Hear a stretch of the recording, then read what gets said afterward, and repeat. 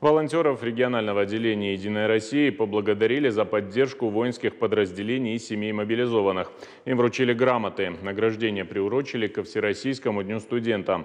На протяжении всей спецоперации активисты организовывали мероприятия для детей, собирали гуманитарную помощь для солдат, продукты, вещи, лекарства. В Северо-Осетинском исполкоме отметили, волонтерская деятельность партии так масштабно начала работу во время пандемии и сейчас расширилась.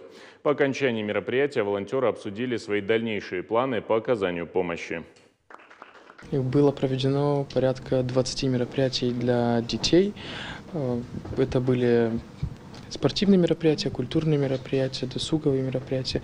И в конце каждого мероприятия мы снимали ролик в поддержку наших бойцов на спецоперации. Брали наиболее активных ребят, которые сотрудничают с нашим региональным отделением, которые в разных наших активностях проявляют себя. Это и волонтерский центр наш, который не переставал работать, это и какие-то наши акции, которые мы к Новому году проводили, то есть поздравляли детей мобилизованных с Новым годом. Все эти ребята активно участвуют в наших мероприятиях, помогают нам, состоят в различных молодежных организациях.